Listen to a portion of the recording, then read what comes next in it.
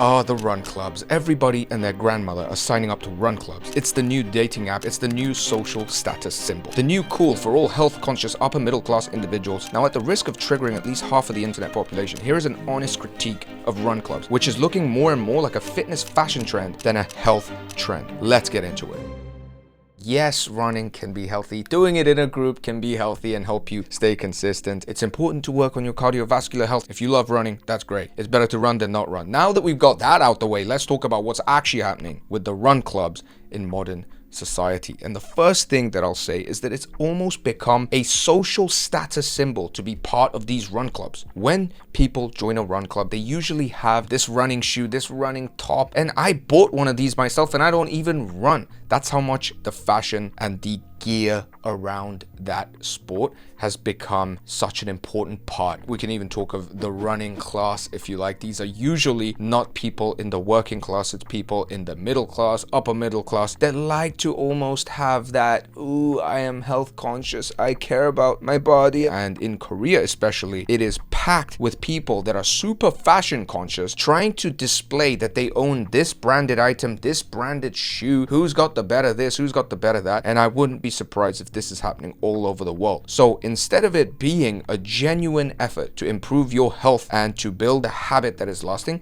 it's become more of a way to signal to other people that you are health conscious, to signal to other people that you are part of this run club, that you're cool. I mean, maybe you go there to meet girls, maybe you go there to meet guys, whatever, you do what you want. It's just what I think. Next, most people do running in some ways to get leaner, to lose body fat, and it's just not that effective for losing fat. One of these nights I was walking by the riverside, and then these bunch of Korean guys had finished their run and they were coming down the hill to where I was sitting, and I heard one guy just say to the other guy, he was like, wow, that was a great run, guys. Should I order that special pizza? And that's exactly what running does. Running spikes your cortisol. There's a lot of stress on your muscles, especially if you do it for a long period of time. You get super tired and you have a huge hunger spike. You feel really hungry. If not immediately after, 40 minutes after, 1 hour after, you're ravenous. Then you order that special pizza, you order that fried chicken, you eat at home. When you go back home, you've done the run club, you said, oh, well done, we're so healthy. You go home and binge eat half the fridge. I've seen this so many times. I've done this myself when I was playing tons of high heart rate sports like football and jiu-jitsu. So it's not actually that effective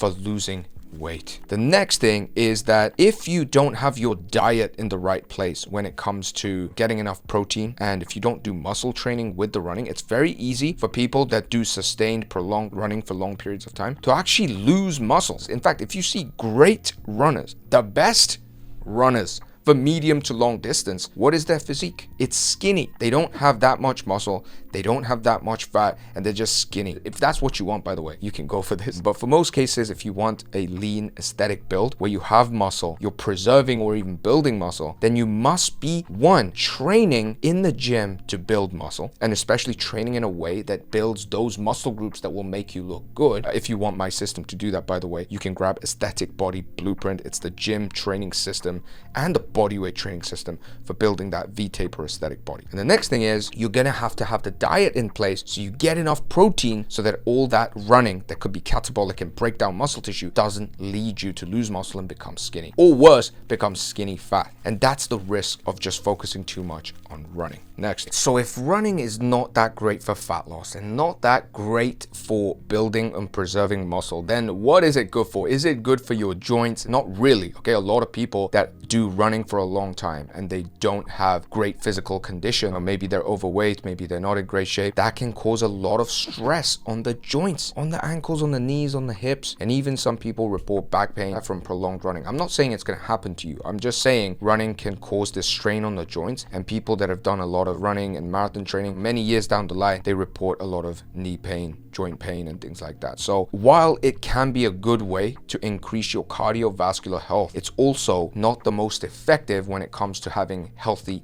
joints. Compare that with walking. Walking is much less stressful on the joints. In fact, it's very healthy for the joints. It's one of the things that's recommended the most when you're recovering from joint pain and joint injury, whether that's back pain, sciatica, neck pain, even knee pain, ankle pain. What do they say? Go for slow walks, because walking, unlike running, is something that reduces stress, something that reduces your heart rate as opposed to elevating your heart rate. Again, I'm not saying running's bad. If you love running, and just do it. And in terms of increasing your cardiovascular capacity, increasing your VO2 max, it's very, very important also to increase your heart rate. But to be honest, even then, I would suggest other sports or even sprinting when compared to just that medium long-term running, the 5K runs, the 10K runs, the 6-mile runs. The next thing is that it really gives people a false sense of security and the illusion of progress. You know the term, the runner's high. After you've gone on a run, usually you feel a rush of whatever hormone it is, dopamine, serotonin. You do it with a group. You feel like you've achieved something together and you get that runner's high of like, wow, I've just exercised. I feel really good. Who's felt that? You probably felt that. And then of course, like I said, you go home with a massive hunger spike and you eat. So it doesn't actually lead to the results that you want. And I've seen people that have been running for literal years and their physique has stayed the same. Because again, they didn't cause the right stimulus to build muscle and they didn't have the right diet to not lose muscle. Going back to the original point, what that does is it creates in you this sense of security where you're like, I've just done a lot of running. I've just done a lot of exercise. So I deserve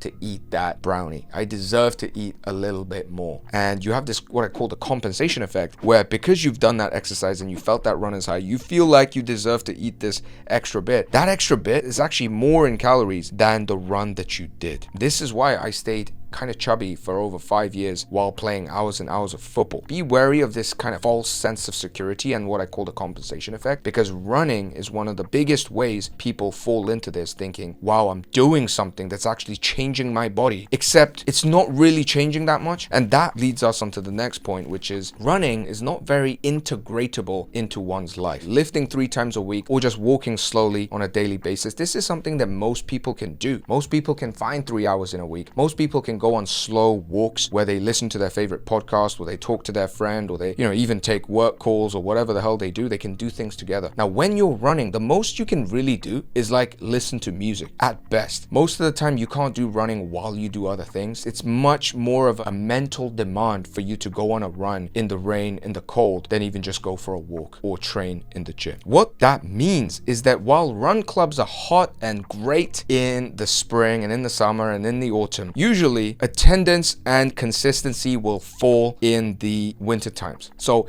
it's just harder to stay consistent with running. This is something I found for myself, a lot of my friends, a lot of my clients, that running is something that they get really excited and they enjoy for a period, but I've hardly ever seen runners stay consistent for the entire year, except for the actual runners, the athlete runners, the runners that are really obsessed and love running, or the actual athletes that do running to support their athletic performance. If you're not in these two groups, usually what happens is you'll be inconsistent over that period. So what happens is whatever result you got from running, it's going to come back. And that leads us perfectly onto the last point, which is the problem of the club aspect of run clubs, which is that it promotes this kind of group mentality and doesn't give you the personalized guidance that you need in order to genuinely progress. You're running in a group, you're running with people, and you start to compare yourself to other people. Beginners kind of end up pushing themselves really hard beyond their limit and get exhausted, so they find it hard to stay consistent. People in the middle are always thinking they need to do better. That also, it can be exhausting. Advanced people are the only ones who are really enjoying themselves, looking cool in front of other people. Now, I'm not saying doing group stuff is bad, but I think what happens a lot with run clubs is that because you're trying to just keep up with the Kardashians of the run club, you basically end up